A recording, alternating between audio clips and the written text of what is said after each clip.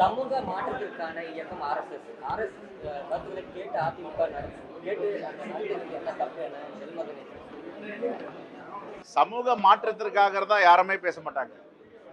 Communist கட்சிகள் சமூக மாற்றத்துக்கான கட்சிகள். இந்திய யூனியன் முஸ்லீம் லீக் சமூக மாற்றத்திற்கான கட்சிகள். திராவிட முன்னேற்ற கழகம் சமூக மாற்றத்திற்கான கட்சிகள்.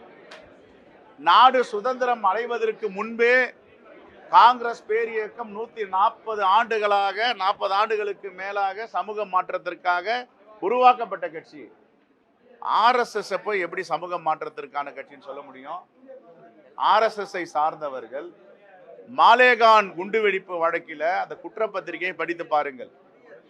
ராணுவத்தில் இருக்கிற ஆர்மியில் பணியாற்றுகின்ற கேப்டனையே மூளை சலவை செய்து ஒரு வெடிகுண்டு குற்றத்தில் ஈடுபட வைத்தவர்கள். பிரத்யா தாகூர் என்பவர். அந்த குற்றப்பத்திரிகை அரசு என்ன செய்தது என்பதை சொல்லுகிறோம்.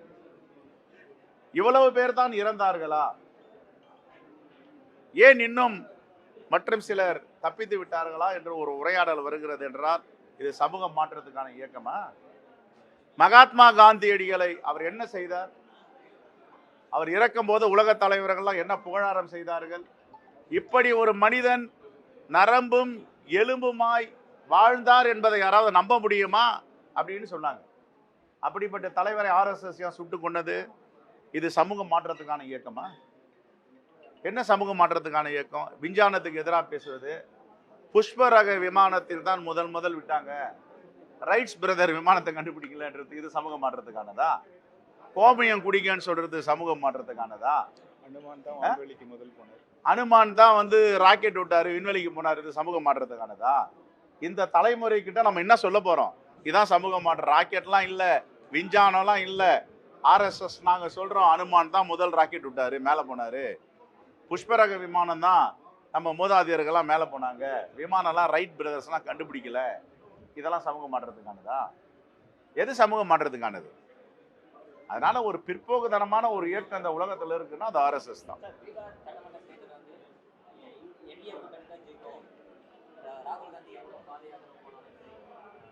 கரெக்டா சொல்லியிருக்காங்க. ரொம்ப சரியா. வாக்காளர்கள் யாருக்கு வாக்களிக்கிறாங்களோ அந்த வாக்கு அந்த கட்சிக்கு போனா தானே ஜெயிக்க முடியும். எல்லா வாக்கையும் நாங்க திருடிடுவோம் யாரும் ஜெயிக்க முடியாது. அதனாலதான் தைரியமா அமித்ஷா சொல்றாரு 50 ஆண்டுகள் நாங்க தான் ஆட்சியில் இருப்போன்றாரு. எந்த தைரியத்துல சொல்றாரு? மக்கள் யாருக்கு வாக்களிக்கிறார்களோ அந்த வாக்கு மக்களை சென்றடையாது. நாங்க அதை மடைமாற்றம் செய்வோம். நாங்க வாக்களிப்போம்.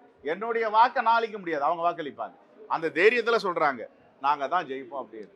மக்கள் இதெல்லாம் வேடிக்கை பார்க்க மாட்டாங்க. பீகார்ல மக்கள் திரள் போராட்டம் நடந்துட்டு இருக்கு. நேற்றுக்கு நம்முடைய மாண்புமிகு முதலமைச்சர் தலைவர் ராகுல் காந்தியோட தேஜஸ்வியோட அந்த ஆர்ப்பாட்டத்துல போராட்டத்துல பயணத்துல கலந்துருக்காரு. அதனால மாற்றங்கள் மாற்ற முடியாதது, மாற்றங்கள் வரும். நாங்கள் அதை கண்டிச்சு தான் வர 7ஆம் தேதி திருநெல்வேலி மாவட்டத்தில் வாக்கு திருட்டை பற்றி விளக்க மாநாடு நடத்த இருக்கிறோம்.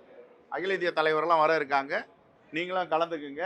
அங்கே எப்படி திருடினாங்க, இந்த வாக்கு திருட்டு எப்படி நடந்தது, உலகத்தில் ஆர்எஸ்எஸ் பிஜேயை தவிர இந்த திருட்டு தானத்தை யாரா பண்ண முடியுமான்றதை பற்றிலாம் விலைக்கு பேசுவாங்க. எல்லோரும் ஆடிட்டோரத்துக்கு வாங்க. ஐயா நல்ல கண்ணுக்காக. எதுக்கு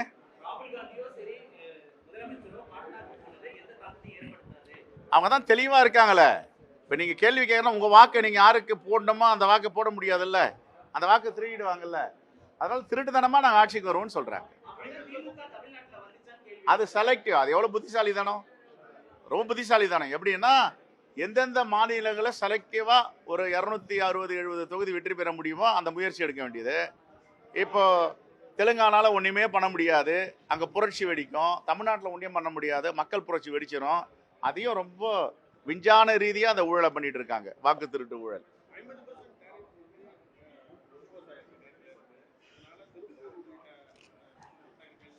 இங்க பாருங்க, எங்க கேப்டன் இந்த புத்தகத்தை கொடுத்தாரு. நிக்சன் கிட்ட அம்மா இந்திரா காந்தி எப்படி உட்காந்துருக்காங்க பாருங்க, கால் மேல கால் போட்டு. அவரு இருங்க, நிக்சன் கூனி குறுகி உட்காந்துருக்காரு. Nixon is respecting madam Indira Gandhi. Trump அது மாதிரி இன்னைக்கு நம்ம மோடிஜிக்கு இவ்வளவு ரெஸ்பெக்ட் பண்ணுவாரா? வெளியுறவு கொள்கை 100% தோல்வி அடைந்து விட்டு இன்டர்நெட் 10 ஆண்டுகளுக்கு மேல ஆகுது. அதுக்காகத்தானே நம்முடைய சீனர்கள் நம்முடைய பகுதியை ஆக்கிரமணம் செய்கிறாங்க. அருணாச்சல் பிரதேசம், லடாக், அங்கெல்லாம் எதுக்கு நம்முடைய ராணுவ வீரர்களை வந்து கல்லாலி அடிச்சு கொலை பண்ணாங்க. இப்போ மீண்டும் வந்து ரெட் கார்பெட் வெல்கம் சொல்றாருல்ல. இப்போ வெளியுறவு தோல்வி முழுவதுமாக தோல்வி அடைந்து விட்டது. இப்போ அண்டை நாடுகள்லாம் வந்து நட்பு நாடுகளாக அந்த இந்திரா காந்தி பீரியட்ல கூனி குறுகி அடங்கி இருந்தாங்க. பாகிஸ்தானை போயிட்டு ரெண்டா பிளந்து அங்கே பங்களாதேஷ் உருவாக்குனாங்க அந்த இந்திரா காந்தி. அண்டை நாடுகள்லாம் பயந்து நடுங்கி இருந்தது இந்தியாவை பார்த்து, பெருமைப்பட்டாங்க. ஆனால் இன்னைக்கு அண்டை நாடுகள்லாம் பகை நாடுகளாக மாறி போச்சு. சீனாவாகட்டும், நேபாள் ஆகட்டும், பூட்டான் ஆகட்டும், இந்த பக்கம் பர்மா ஆகட்டும், இலங்கை ஆகட்டும், எல்லா நாடுகளும் பாகிஸ்தான் முதற்கொண்டு பகை நாடுகளாக மாற்றி வச்சிருக்காங்க. ஒரு காலத்தில் இந்திரா காந்தி, தலைவர் ராஜீவ் காந்தி இருக்குமோ அடங்கி இருந்தாங்க, வாலாட்ட முடியாதுன்னு. இது வெளியுறவு கொள்கை முழுவதுமாக படுதோல்வி அடைந்திருக்கிறது. ஆகையால் இந்த பிரச்சனை இருக்கு.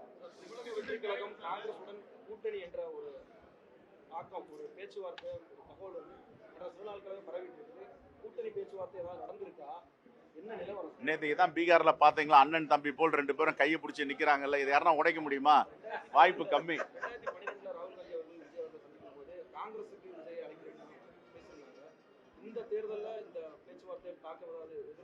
எனக்கு தெரிஞ்சு ஒரு பேச்சுவார்த்தையும் இல்லை, தாக்கமும் இல்லை. நீங்க இருந்தா சொல்லுங்க. தேங்க்யூ. வாங்க.